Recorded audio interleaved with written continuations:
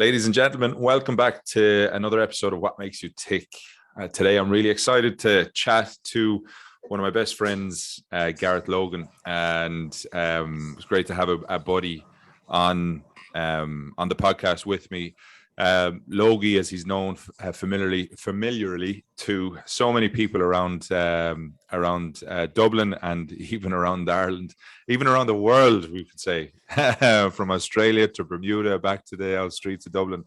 I asked Gareth Logan, to be on this episode because what people may or may not know is that the reason I've created this podcast is to bring on people who I'm inspired by, and it's a personal project, and they're people that are like you and I, who are in our everyday lives doing some great things just by being themselves, or else by just trying to push the boundaries a little bit. So Logi, brilliant to have you on board, pal. How have you been? Good, thanks for having me on. It's kind of a little bit I don't know, to hear such nice things saying about you, it's kind of difficult to take that in. All good. Yeah, thanks for having me on. Yeah, no, I only say stuff like that on the podcast. Behind the scenes, Logi, I would never say it, Yeah, I know that for sure.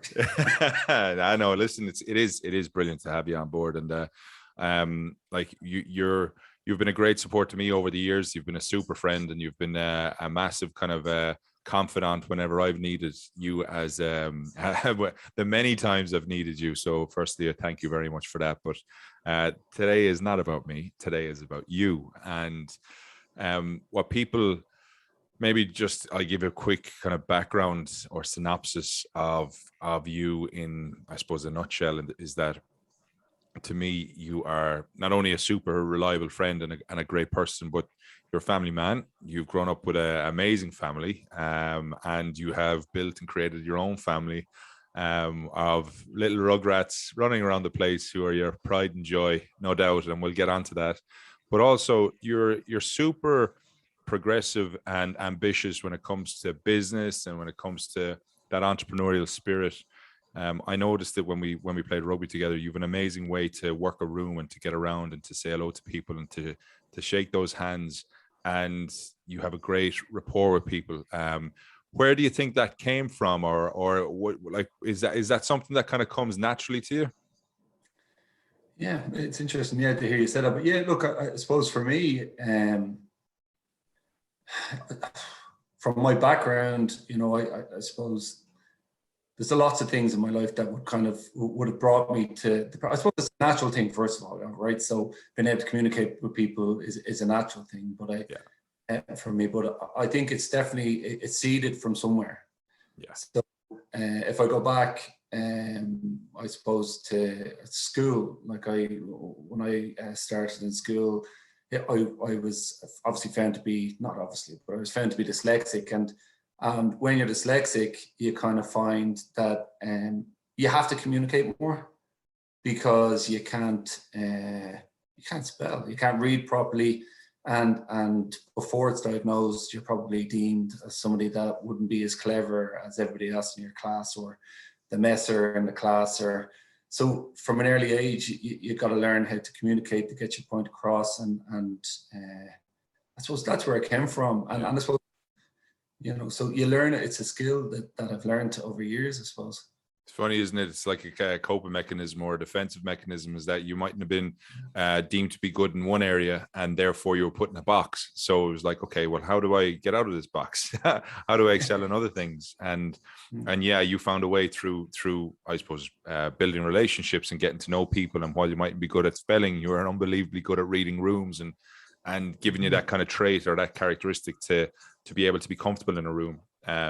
Maybe that's probably the foundation of it. But like the entrepreneurial spirit, where did that come from? Because you're now running a business called Taxi Fair, which is an insurance company here in Dublin, and you've got a business and you've got a base in Cork as well. I think that's where I'm talking to you from.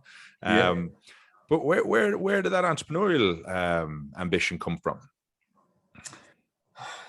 I think this is something I've kind of always had, and I suppose I just from an early age, I've never wanted to work for somebody, and when I was working for somebody, I was always thinking about, how can I do this, and how do I, what are they clever than me? Like, is there something that what's the secret? So I suppose I just always kind of had that drive to try and do my own thing. To, like, my mom would tell you from a very young age, I'd be coming to her with proposals like, you know, if you buy me a ladder, I'll go cleaning windows. It's only a small investment of X. And if we buy a lawnmower, I can go cut the grass, and then you'll have a lawnmower in your back garden as well, and we'd all make money. I'll share with you. And so it was those kind of things, you know. Del boy. Del boy, yeah. Give it a go. Give it a go, yeah. Like that's and so that kind of just kind of spiraled and built momentum, I suppose, and through your career, right? So, like, what has been the kind of has there been a moment in time where you were like, right, I've got my experience, I've done my thing, now I'm going to go off and run my own business? Or like, when was the kind of the moment where you went, do you know what, fuck it, I'm going for this? Yeah, I suppose it's funny. My first kind of dabble into going into my own business was a company called, well, I set it up with a couple of people called Blue Pig Media. And it was a Bluetooth company that we were going to be pushing out advertisements at the end of the aisles to people as they walk by with their own Nokias. And we'd done a bit of research and found the device, went away to Poland, met with the people, did it, you know, there was a bit of work to it. And this all came around when I was in a car accident. I broke my back a couple of years ago, and I was laid up for a couple of months. So it gives you a lot of time to stop and reflect and see where you kind of want to drive your life, you know. So yeah, I kind of dabbled in that. And strangely enough, when I brought back the Bluetooth system and we had a few people interested in it, then obviously Apple decided that you couldn't have push notifications of Bluetooth, so that didn't last very long. But I learned a lot of things going through that process, you know. Yeah. I remember you actually, now that you talk about you're breaking your back. Jesus, I'll never forget that. You were walking around in a brace for how long was it? For 6 months, was it? 6 months, yeah. Like I'll never forget. Like, yeah, you kind of you take for granted now where you're at the moment. You can nearly take for granted how quickly that could have been taken away from you. Yeah, like it puts everything into perspective, doesn't it? It does, doesn't it? You know, you like don't. what can you maybe just kind of explain or describe what happened a little bit, just put into perspective, because I've had a few people on this podcast who have had serious injuries and they've come back from like the depths, you know, like the Fergus Farrell with his spinal injury, Philly Caldwell with his spinal injury, Emma Hempton with cystic fibrosis, in terms of living with that. So it's remarkable. Like, maybe just kind of go through that experience a little bit. Look, I couldn't put myself in the same bracket as any of those guys, you know. Like, I suppose I was in, look, my car was in getting repaired. A guy came over to pick me up to pick up my car, and whilst driving me back, he lost control of the vehicle, and we ended up going into another car, through a wall. Tree came down on top of the car. I thought he was dead. But there was a lot. It was the weirdest experience of my life, and I managed to get out of the car and brought the ambulance, and obviously had a fractured spine. So I was laid up in Frank's ward. And look, when these things happen, I suppose. How old are you, Logi? Well, it was the year I was to be captain of the club. It was that same year. So, Jesus, I would have been 30 odd, 31. Okay. Yeah. So, but yeah, so it just kind of, it brings a kind of focuses you a bit, because like you said, you could have been gone. That could have been you. That could have been your moment. And you kind of go, right, well, I'm not here for a long time. Yeah. I need to get the finger out and get on with life. And do you think that was a kind of like a change in your life at that point, to kind of go, right, okay, listen, I've got a chance here now, and you know the way some people have those eureka moments, or that feeling that they need to do more? Do you think that happened to you? It did, in a way, yeah. It did. But it's funny, I've had a couple of moments in my life that have kind of go on brought that a bit. I suppose, look, you know, there's those challenges, as I said. Like, my dad passed away when I was 13. I felt when you're 13 and you lose somebody so close, you know, like your dad, you kind of, man, the feeling, you just feel empty, alone, like there's nobody else in the world, like this is your best friend gone. Not in saying that I have a fantastic mum and three sisters, but this is the rock, this is the man that was strong, you know, the leader of the house, and all of a sudden you had nothing. And I suppose from that age you had to grow up, you know, from 13. Now there was nobody saying you got to be the man of the house, but at 13, for me, I was the man of the house, and I had to step up to that, so I had to grow up quite quickly then, you know. Yeah. So that definitely brought my, you know, there's lots of things. Would you say that's the biggest challenge you've ever faced in having to manage through that time? Oh man, without question, it was one of the toughest things. But I think, you know, in the toughest times in your life, and in retrospect, that's where you grow, that's where you learn. I think they're the moments that form, and you know, they're the things that mold you into the person you are today. And I often say to my mom today, even, you know, do you think I'd still be as I am now if Dad had been here? You know, like you know, I'm 42 years of age. What am I doing? Ask my mom that question. But it sticks with you, you know, it sticks with you, and you kind of, you know, you'd still love to share a point with him. You'd love to know what his thoughts are. But he was gone, and I went through some serious things, you know, just in my own. I used to have panic attacks. I remember waking up thinking people were trying to break into the house all the time. I was worried when my sisters went out that were they going to be okay, and you know, I just turned into kind of a grown up probably too quickly and overnight. Yeah, overnight. Yeah. But did like what was your relationship like with your dad? It's my best friend. You know what I mean? Like at 13 years, I was his pal. You know, you know, he played rugby. Obviously, we watched Western movies together. You know, The Good, the Bad, and the Ugly, The Fistful of Dollars. You know, a few dollars more. All of those. So I have a love for Westerns because of him. And the boxing, he'd wake me up and late at night to watch Barry McGuigan fight somewhere in the world. And just he was a fantastic dad. I was very, very lucky, and I suppose lucky to have had 13 years with him when you look back at it, you know. How would you describe him to somebody? Like if you were to kind of put into words kind of characteristic and trait, and like what type of character was he? John Wayne. Can't imagine this isn't big enough for the both of us, is it? Or is that Clint Eastwood? But it's kind of he was a man of few words, but when he said something, it meant something. He didn't suffer fools. He was a family man. He was a hard worker, and I remember you know, this wasn't said to us until many years afterwards. He was diagnosed with cancer, and he said to my mum, he goes, "My life wasn't meant to be easy. My life was to work hard and to have a family." And because when he was going through his treatment, actually the company he was in was liquidating, but he was building a company off the back of that with the guys that were in that business together. So before he knew he was sick, this was his launch pad. He was going off to do his business break.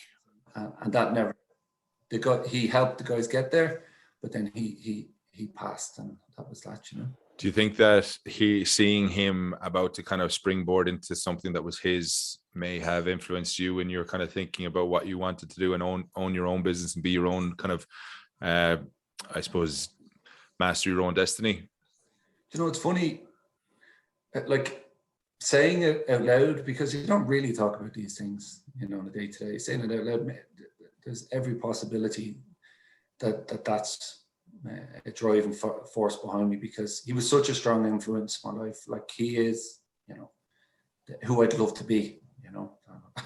I can feel myself choking up talking about him. Yeah, but like it's obviously so raw still, even though you were 13, but that was whatever length of years ago. And like you're 42 now, and you're the age that your dad was, right, when he passed away, or you've surpassed his age, Yeah, right? beat him. That's it. There was a big game. Yeah, we weren't celebrating the 40th. We were celebrating the 42nd birthday. Yeah, but yeah, look, and I suppose with that, you know, with my dad passing like that, I suppose I had lots of insecurities that came with that. I was coming up to my 41st birthday. I was kind of going, Jesus, what have I done now? And you know, like looking at my kids, I have 4 kids from 9 down to 2, and I was kind of going, imagine if I was leaving him now. How hard was that for him? So you start putting yourself into his shoes, and that was tough, you know. Yeah. Yeah, and like speaking of your amazing family and your wonderful kids, like it like what was the name? Tell everybody the name, the nickname for your dad. Oh, Toddy. Yeah, where did that come from? Where did that come from? Yeah. When he was a kid, it's a real Dublin thing, isn't it? He was from Ballyfermot. He grew up in Lally Road. So, but as a kid, he was small. He didn't eat. He used to all he eat was chips. He wouldn't eat any. He wasn't grown, so he was toddler, and then it was Toddy, and he just followed him around until he started eating his vegetables, and then he grew to 6'1", you know, overnight. A monster of a man as well, big man. Like you're a huge man yourself, and I think it's funny the way you talk about him being a hard worker and a big man, and like you could nearly say that about yourself, you know, like you're that type of character as well, hard worker, honest, kind of family man, and but a good kind of loyal friend as well. And it must be interesting. Do you tell your kids stories about Toddy, and do you talk to them about him and kind of describe him to them? He's part of our everyday conversation. It's kind of it's got like my eldest Tom, obviously namesake named after my dad. It's actually funny. My wife's dad is Thomas as well, and both granddads were Thomas. So it's a name that was always going to come in. But yeah, we always talk about him. He's a picture on the wall, and the kids know him. And Tom is a rugby man, and he'd go, so how was granddad as a rugby player? And because he has, my granddad is Papa Tom, and then Papa Mark, and both of them rugby players as well. So he's always keen to find out. So Papa Mark was a prop, and my dad was a number 8, and he'd be asked with the tackle and the handoff, and just you could see him light up, and he'd go, do you think granddad like the way I'm tackling, or do you think, you know, I'm doing the same as Papa Mark? And you know, so it's just lovely. It's such a lovely thing. Yeah. And they'd say he's in heaven, you know. That's what they look at it, like he's in heaven. That's it. Yeah, like it's funny. Like you look now at your kids, and as you say, 9 down to 2. So like, and all different characters and all different messers and all that stuff. Like the difference is that there's 2 boys and 2 girls, right? Whereas you were the only boy at the time when you passed. Like what do you think is there any kind of thing hard with kids? Obviously, I'm sure I don't have any of my own, obviously, at this stage. Yes. But one day, please God, one day.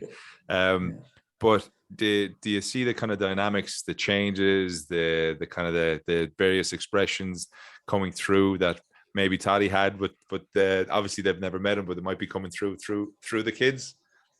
Yeah, well, you can, like, each of them have different traits, right? So like, even I suppose if we've obviously, there's Alana, is the second oldest, we've Hugo, the third, and then Lexi's the baby, Alexandra. But they all have different traits, like, and it depends on the circumstances that you might see them come out, you know. Like with Tom, if somebody upsets him on the rugby pitch, he might take a step back and wait for his moment to get his hit back, or revenge, if that's what you want to call it. And then Alana, I know a fella like that. Yeah, Alana, the stealth warrior, like, she just waits for her moment to get in there, and she's so artistic, and Hugo's just, he's a bullock. He's a big, strong boy with a big heart, and he's full of emotion. And Lexi is just Lexi. She's just a little light, you know. She's amazing. But like, yeah, you can definitely see little traits of my dad, and I suppose of Brona's family in there as well. They definitely got their grandmother's artistic streak for sure. They're all little savage. It is interesting talking about the kids and stuff, because you've done a lot in your kind of in your professional life in terms of career, and you're continuing to succeed there. And one of the things that you always said to me when it came to building a business or building what differentiates you in your industry, and I'm sure the insurance industry, there's many different opinions, but what differentiates you is that you are understanding, you're empathetic, and you're kind. And we had Hannah Saunders on the podcast a couple of weeks back, and she actually brought that through in her business. She said that she deals with empathy and kindness, and that differentiate her from all the other agencies out there. Why do you kind of focus on that? Because they're great traits, but why do you focus on that as a kind of like a differentiation factor? Look, I suppose Hannah's interview was absolutely fantastic as well. She's just came across so well, and lots of things I would have agreed and do agree with what she had to say. For me, look, we're human, you know, and we all have our story. Although you can't see somebody's story when you first meet them, you have to treat them as you'd like to be treated, or you'd like your mum to be treated, or your sister to be treated. You know, you have to see that everybody has to pay their bills, you know, their mortgage. There might be somebody sick, so you gotta go, right, okay, they may be having a bad day. You just don't know what's going on in somebody's life. So how can I make this as easy a process? And I suppose we're in the business of public service vehicles and all that kind of stuff. These are hardworking taxi drivers, right? So, and they get a bad rap. You know, you're always hearing people complain about taxi drivers on the road and all this kind of stuff. And, you know, they're pulling in where they shouldn't. There's loads of different things people have to say. But ultimately, they're the same as me and you.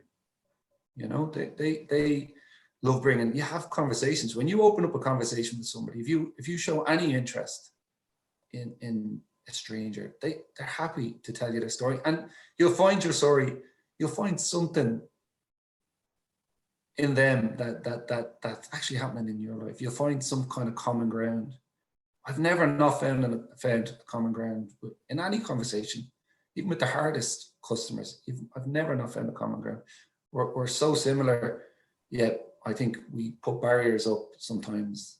But I think be open. For me, it's just be open, be honest, and empathy is 100% the way. And it's not all about, for me in the business and with my business partner, Luke, it's about providing that service to them. You know, not that empathy is a service. Empathy is not the service, but it's understanding them and giving them what they need when they need it. You know, yeah, because there's like it's lovely to hear that in terms of and hear that through business in a world that is being dominated by so many bigger organizations who generally just put you as a number and they don't really care. And I think it's testament to that. There is that kind of local or independent business that is interested, that cares, that is, it's like, don't allow the bullies bully you. And we're here to kind of step up or stand up to the bullies in a way. And do you find that when you, because the stereotype of taxi drivers and the generalization that goes with them sometimes isn't fair, right? And that's across every group of people. Excuse me. But do you find that when you open the conversation with, listen, how can we help? How do we understand? Or we understand your challenges, that the tone changes, because ultimately they're not fighting you. They're not having to defend their story. They're actually going, hold on, you're going to listen to me. Do you find that the tone then changes and go, okay, now, yeah, actually, here's where I am. It becomes a conversation. It becomes a conversation. It's not a transaction. Well, you know, what we sell is a protection, I suppose. You know, yeah. and we're just, it's a conversation about how we get you the best protection and how we can lead you through this and how we can best manage this from a financial perspective for you, and you know where your covers might be, and what have you found in the past, what hasn't worked, and what do you need. You know, it's really, it's a conversation. Like, business is a conversation. People, this is everything. It's a people business. It's not computer says no business, you know. Let's just go back to, you mentioned your rugby days and kind of the formative years with your dad as he was bringing you down to, I'm sure he brought you to various games. Could you kind of recall what those moments were like? Because you went to you played with Guinness's, right? And then obviously we played together in St. Mary's, and you're the person who organized that jersey for me behind on the screen when we won the league. But you started off rugby at a young age, and then it kind of went from there. But what was it like being on the sideline in Guinness's, because they're very much a community club, and Mary's would be similar to that? Can you talk maybe to some of those experiences that you had? Look, I suppose it was an amazing time in my life.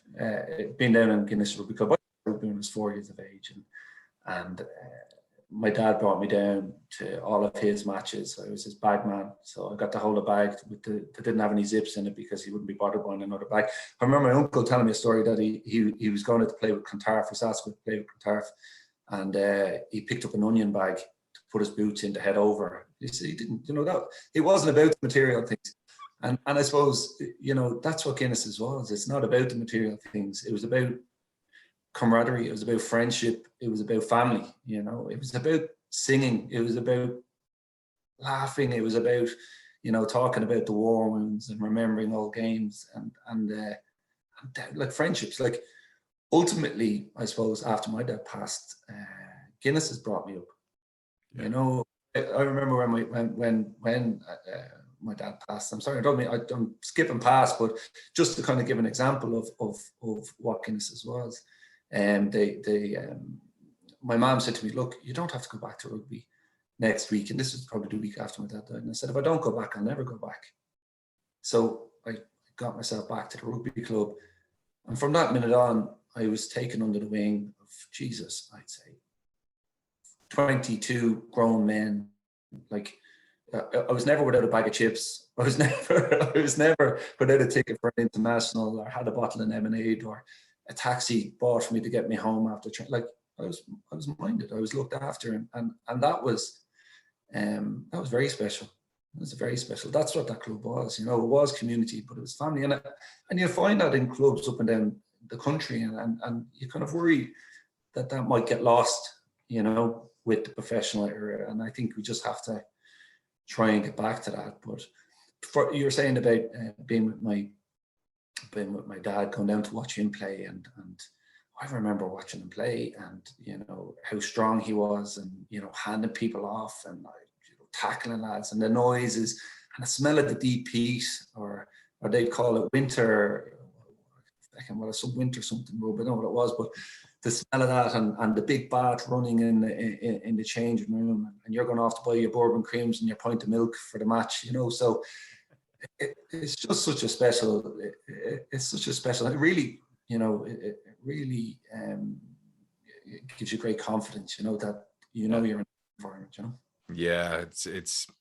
I think sometimes that happens in some clubs around the country. I think some of the higher achieving clubs, maybe not so much, because there's such a high level of intensity and professionalism and approach to the games. But it is lovely to hear those type of stories, because you do forget, like, sport is such an amazing barrier breakdown, or breaker of barriers, isn't it? Like, it's one of those things, regardless of rugby or anything, but you can travel the world with sport. And if you play rugby or you play a sport, you have a commonality with people straight away.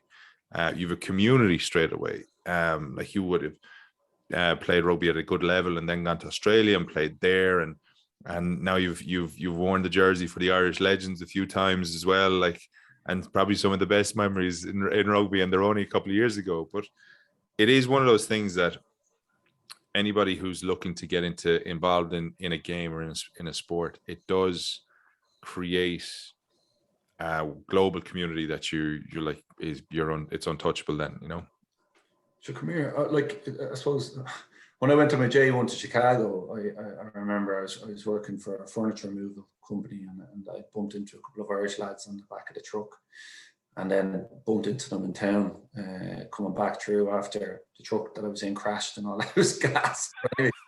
I think you just only get those experiences from J1s, but we ended up in this place called Chicago Family Golf. The boys were working on the greens in there, and I went in anyway to try and get a job in the greens because I couldn't do this whole furniture removal crack anymore. And the guy that was running the place was called Kent Harder, and we're chatting away and said, "Oh yeah, no worries, get you." So where are you from? All the bells and whistles. And then he goes, I said, "Yeah, and you played rugby?" "Yeah, I played rugby." And then the connection was he played rugby, I played rugby. Like within 2 days, I was behind the bar. He said, "Can you make any drinks?" I said, "I can make whatever you like." What drink? And he was naming off. "Oh yeah, I know how to make that. Yeah. Full of fun." Hadn't a clue how to make any of them. But I was in because of rugby. That's it. Rugby just opens those doors. And he wouldn't stop talking about rugby for the next 2 months. But I didn't mind because I was making a fortune and I was making people shots into fucking pint glasses, for God's sakes. I didn't know what it was. Everything was extra Irish. Extra Irish, yeah. How do you like that? Yeah, it is. I think it's great to see your kids and stuff taking up the mantle and playing ball. I went to see Tom there a couple of weeks back play under 9s, is it? Under 10s, yeah. Under 10s, and he's well able. He's a great little piece of stuff when it comes to tackling. He was brilliant, but it's lovely to be part of those different moments and to be there. And like looking at your kind of journey to date and looking at the experiences that you've had, like as you've got 4 kids now and growing family, like if you could give yourself a bit of advice, and I'm sure you're probably giving your kids advice, but what advice would you take away from your journey to date and share with your younger self or with your kids? So I suppose it's a really good question, and I suppose I think at 42 you just kind of start, you think about a lot of things, right? But I think about a lot of things, and I'd say, I suppose, if I was speaking to my younger self, I'd say enjoy the beauty around you, right? So don't keep rushing from one thing to the next. Just take stock, be in that moment, and don't keep rushing off, because it's all fleeting. Life is fleeting, and I just think just enjoy the moment. Enjoy the moment. And I'd also say don't be so hard on yourself, and that time is a great healer. And would you say that you were hard on yourself? Yeah, I was. Yeah, I was very hard on myself. I suppose just from, I think sometimes when you're younger, you buy into other people's narratives of you, going through, being dyslexic, and there's challenges that come with that, and people's perceptions of you. But I was very lucky. Again, my mum and dad were so strong-willed. My mum wouldn't take it that I was a little runt and a troublemaker. So she got me tested. At the time, they weren't really testing in schools for dyslexia, and then had to fight to get me into a school for dyslexia. And I suppose right there in that school is where I learned, I suppose, one of my most important lessons in life, and that is, don't be afraid to ask questions. I couldn't spell, and for years I feared to ask a question because the perception of that somebody else might think I'm stupid, because that's what I was told that I was, and I would have kids in my class when I was younger sitting beside me and reading alongside me, if you know what I mean. And I was their age, so I wasn't a teacher, I was a kid my age. I was kind of go. So it was embarrassing. Or when you're with your younger sister and she's reading, and you're remembering what she's reading and just regurgitating it. It's just so. But learning that was one of the most important. Don't be afraid to ask questions, and when you open yourself to others, you'll be surprised that people are happy and want to help. Yeah. So, and there's a lot of people going through a similar challenge, Yeah. Or something that may create some sort of affinity with your child, with your issue, and kind of go, well, this is what I did, and this is how I got through it, or this is what I'm working on now. That's the other thing. You don't have to have it all figured out. But if you're in the process and willing to kind of go through the process to find solutions to different things, then you're at least you're on the right path. Yeah. I suppose so. If I was talking to my younger self, as you said there earlier on, I suppose that there are going to be hard times in your life, you know, and it will get easier. Time is a great healer, and, you know, great friends, singing songs, you know, enjoy your life. You know what I mean? Don't get caught up in the small stuff. You know, I suppose that's what I would say to myself. When was the last time you appreciated the moment? When was the last time? It's every morning. Every morning when Lexi comes in, or Hugo comes in, or Alana comes in, and they give you that hug in the morning, or you wake up and you can hear Lexi singing in her bed, or when your kids are finding it hard to sleep and you come up and you put your hand on their chest and you say, it's okay, Dad's here, you know, and you will go to sleep, and don't stress, you know, because kids have a lot of stuff going through their minds these days, you know. So it's just, they're like, there's so many moments in advance that honestly, I just, you know, that I'm just in the moment now. I love it. Absolutely love it. Did you find that, did you have to work on that? You know, because it is one of those things that it's the type of thing that you can say it and then sometimes forget about it, or lose way. It's like meditation or yoga or breathing or something. Sometimes when you focus on it, you can kind of drift off into a kind of like an old way of doing things, but need to pull yourself back. Like, did you find that it was a case of, do you know what, looking at everything around me, I'm super lucky in what I have, or I'm very grateful for what I have. I'm going to just appreciate this from now on.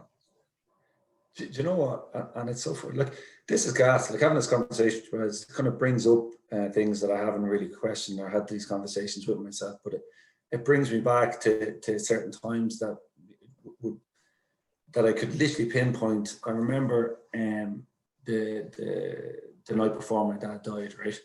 But if I just go back a bit further, I remember being a kid and falling asleep on the couch and getting up one night and giving my mom a hug and giving my dad a kiss.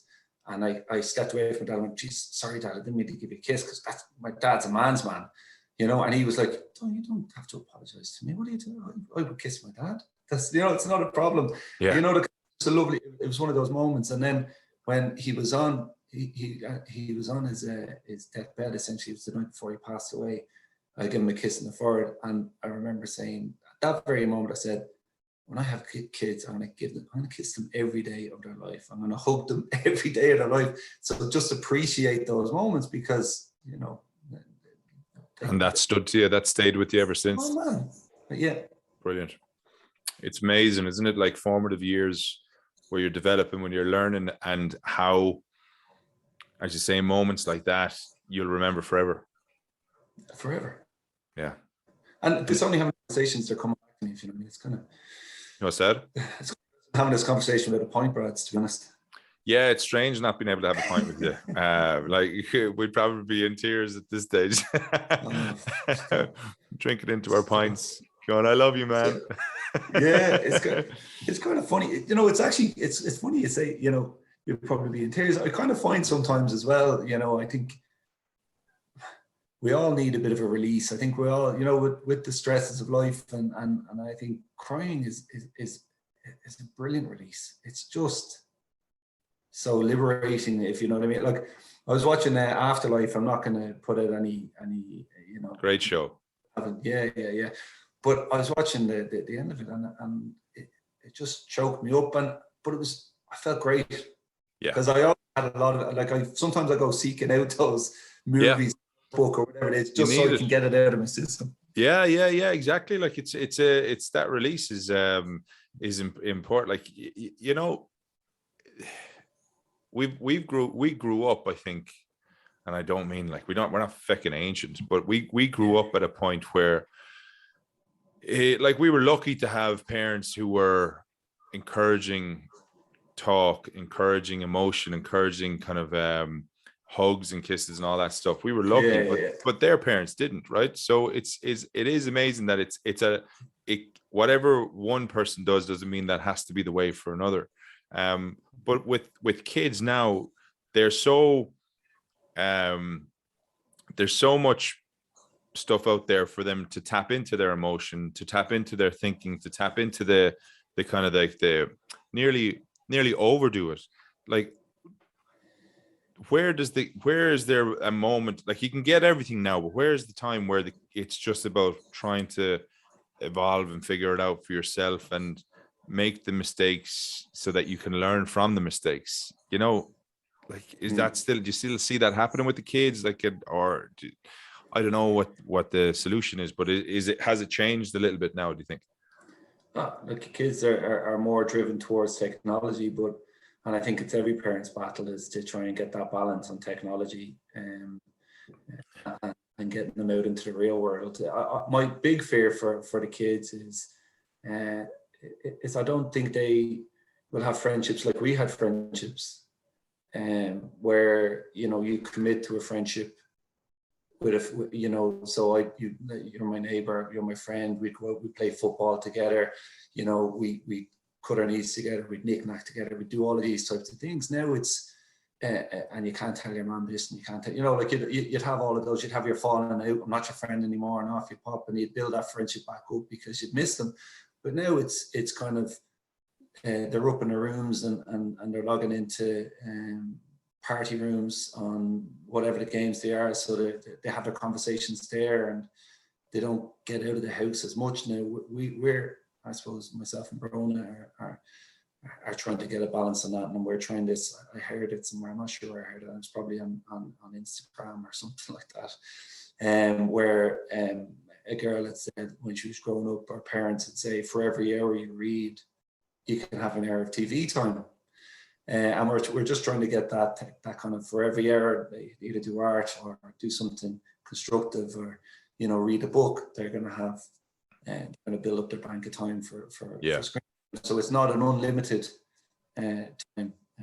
There's a reward, it's like, it's kind of like, there's that balance in that you do something, you get rewarded, and that and not so much rewarded, but like it's kind of trying to keep their creative and mind flowing, because listen, technology, it's evolving, it's going at a rapid pace. We see what's happening, and the kids are going to evolve with it, so you can't stop it, right? So it's like, how to embrace it but not lose the roots and not lose the kind of the connection with the world and kind of the outside and the outdoors and stuff as well, or your creative spirit. So I'd say super tricky, especially when it comes to the likes of bullying and stuff, because before, when we were growing up, you bullied somebody and it was in the schoolyard and that was it. We came home and we couldn't get bullied, or that person couldn't get bullied anymore. But now with technology, you come home and the bullying kicks off online or in those groups, or they find some way of making contact. That must be really tough now for kids. I say it is. Now, luckily, like I suppose we're not at that point yet. I think that might be 10, 11, 12. Look, our kids aren't on social media, and hopefully they won't be for a long time. But I think the big thing now, I think that there is an education piece there for kids around bullying and how to manage that from an online perspective. Like I know there's a lot of work going into it, but it's how the parents communicate that, the people that don't really understand the technology they're on, How do you educate the parents as well? That's the thing, is like, you're saying the kids aren't online, and obviously they're young, they're at a point where they're still forming their minds and stuff, and I get that, but when does it become a point where it's like, okay, we have to give into this, like before they rebel and do something else, like, how have you thought about that? No, and you know what? Like the big, like sport again, like rugby and GAA and outdoor, pursuits, things that aren't happening when they're in the house, and trying to get that balance away from technology is something that we're working towards. So fill their time with other things that are positive. And I think in a sporting environment, they still have that. There's no screen in front of them. They're out in the cold, the rain, whatever it may be, beside a swimming pool, and they're having those conversations. So we're trying to get those skills in. So we're blessed to have so many sporting facilities and clubs around where we are. Yeah. Very and then like your mother-in-law as well, super artistic as well, like an amazing talent that they get to learn from firsthand, like. No, she's an amazing woman. Yeah, she's doing so well. She's actually in Paris at the moment. Yeah, Is she? Yeah, yeah, like going from strength to strength. But I love that, is that like she went from one part of her career and then found realized the other part of the career and focused that and doubled down on that and is doing. She'd be a good one for you to chat to, Brad. She found her passion and she followed it and look. There you go. And when did she find her passion, do you think? Oh, well, I think when the kids were brought to a certain level, I think when the kids got into secondary school, I think she went back to art college and incredible. Started, love that. started Love that. She's just love an that. It's woman. never too late to learn. Never too late to try something new. Let me ask you this. So we may have touched on it a little bit earlier on, but just in terms of, say, values and affirmations and things you live by, I'm asking everybody who comes onto the pod, what do you have any? And if so, could you share them with us? Yeah, I suppose an affirmation for me, when I go, I truly believe there's nothing I can't do, you know, and I would say there's nothing I can't do. There isn't a problem that can't be solved, you know, so that would be something that would always be, I don't see problems, and I know this is so cliche, I don't see problems, I see challenges, and there's always, and I'm very lucky with my business partner, Luke, and with my family and life and all that kind of stuff. I have a lot of really strong people and my friends to lean on. Again, it's from that thing. I'm not afraid to ask questions. I'm not afraid to start the conversation. And you know, I suppose the values that I live by, I think we touched on them earlier on, and they all link into where my affirmations are supported. You know, the big thing, and I think Hannah touched on it as well, is to be kind.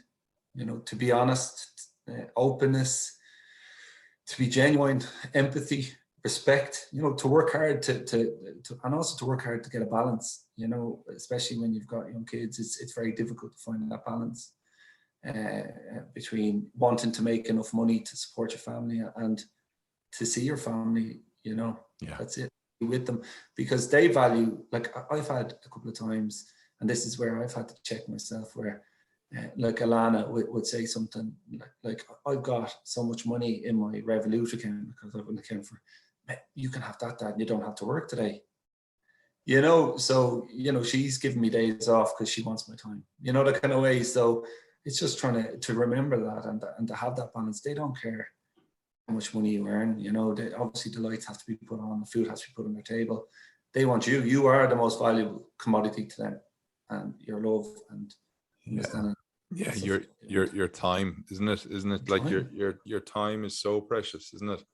And like you'd know that better than anybody with time catching up on your dad, and now it's making sure that you're making the most of your time with those that you love and those that are around you. And I think we could all learn from that, because you know what, there's sometimes we take for granted that we have loads of time, and that's not necessarily the case. And it is tricky. You can't, like, it, not saying you can't, but it's hard to be in that moment all the time. But it is good to try and bring yourself back to thinking about it, especially if something pisses you off or if something is going wrong, or if things are tricky in work. It's like, okay, hold on a second now. Some people are saving lives, and I can appreciate what they're going through, but a lot of us aren't.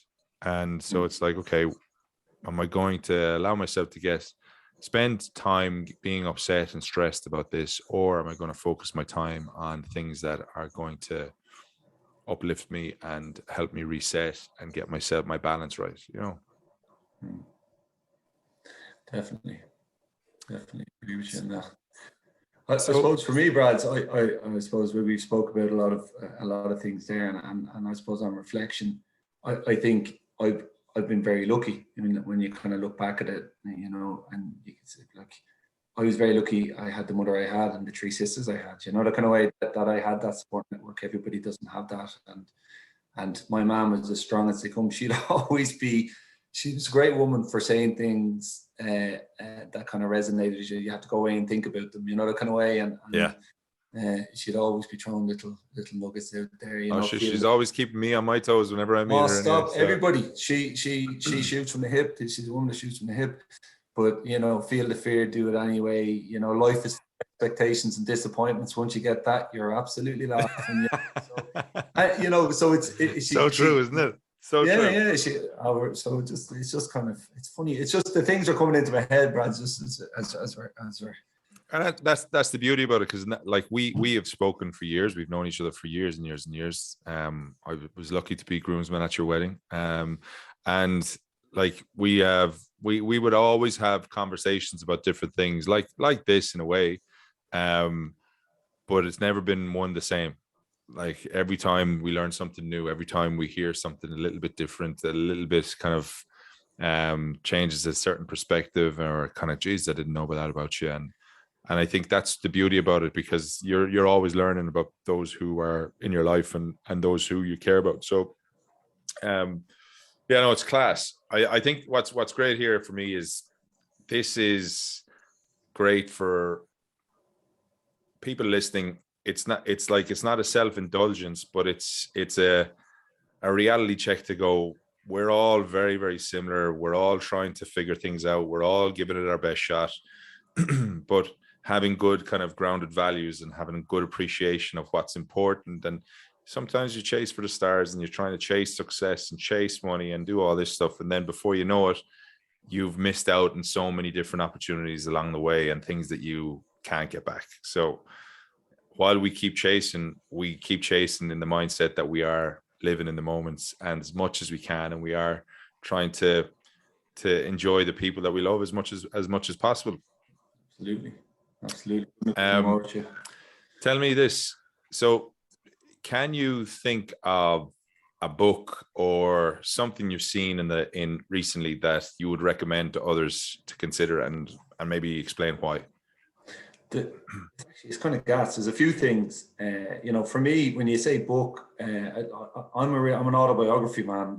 I prefer reading about real people and you know what makes them tick, I suppose, and where their story comes from and why they are the way they are. And I suppose Richard Branson's book, You Can't Go Wrong, and it's not just about he had his challenges with dyslexia, and you know the way his mother was his leading light and put him through challenges, and his charisma and his drive got him to where he was. And then there's Billy Connolly, and you know, what a man, what an unbelievable human being, after having such a hard start to his life, was able to find the funny things in life, you know. And sometimes, you know, in the darkness there's some light, not all the time, but you can see some shards, and you can share that with other people, and it lifts them up. And he's just an unbelievable human being. And there's a lot of those books that I'd read of people from a comedic background and you know, self-starters. And then you couldn't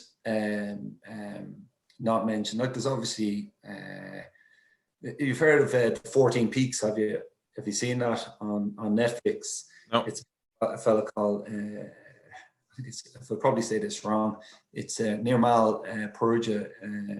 He climbed the 14 highest peaks in 7 months.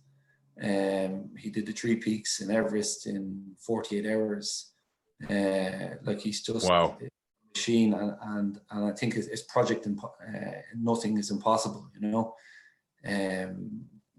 He's an absolute inspiration. But just to see that, and you'll see within him, it's not about him, it's about the team. You know, he's like, I'm not alone. I can't do this on my own. Yeah. You know, he includes everybody. And I think there's a lot to be learned from that. And there's another, you know, a podcast as well as yours that I'm listening to. And it's people, you know, it's very similar to What Makes You Tick. It's the High Performance podcast as well. Is really good for nuggets. So they're the super things. It's a super podcast as well. But yeah, you can definitely get the human aspect of these high achievers coming through and challenges. But it is great. I think to that point as well, like you touched on it, is that having a really good team around you, knowing the everybody has a role to play at different stages of life, no matter what challenges you're facing. It's great to be able to be privileged enough to have reliable people around you when you need them. So Logi, listen, I always do this now at the end, and it's like the mic is yours. So I'd love you to kind of maybe let people know what's going on, what the future holds potentially with the business, with your entrepreneur mindset, or even where they can potentially get in touch to you if they wanted to reach out and just learn a little bit more about how you approach things and what you're doing in life. That's a big question, Brad. But no, look, I'm obviously, we've lots of plans. Myself and Luke have lots of plans. I think most importantly is in anything, as we said, it's team. Like taxi fare wouldn't be anything if it wasn't for Luke and the team that we have, horrendous, and the carriers that we have supporting us and all that kind of stuff. But I don't know if I have a different way of doing things apart from the way I do. But if anybody has any questions or would like to talk to me about anything, I love conversation. So if you just want to have a chat, one thing that's been kind of on my mind is I suppose the likes of Pieta House and stuff like that, and what we're doing right now is the conversation. One thing I'd like to say is just to everybody to just keep talking. And really and truly a problem, if we share a problem, it's a problem halved, so and even if it's just to hear yourself to say aloud what your problem is, it's the beginning of your healing, and you have there's people around you that love you and support you. That's something that's kind of that's strong within me at the moment, just. Well said. Yeah. Well said, Logi. I think what hopefully this conversation will kind of showcase is that, like, we're two stereotypical males, I'm sure, but like we delve a little bit deeper. We delve a little bit into the uncomfortable sometimes, and we ask tricky questions of each other, and in those questions we kind of understand a little bit more, and we kind of, I suppose we're always there to help one another. And that's one thing I would say to you, is that you've been a super friend and super helpful to me over the last number of years. You've been a fantastic rock when I needed you. And I look forward to us having another conversation on what makes you tick as we evolve and as we grow, and the more people hopefully start listening and sharing, that they'll appreciate that this is kind of like an avenue for everybody to just take nuggets of information and apply it to their own lives. So thanks, pal. Appreciate you being on board. Thanks for being a friend, pal. My pleasure, man. All right, we'll leave it there, and I'll leave all the information into the show notes. Thank you, everybody, for listening to this episode. And Gareth Logan, aka Logi, thank you, buddy, for taking the time to be with me today. You're welcome. Thanks, Brad.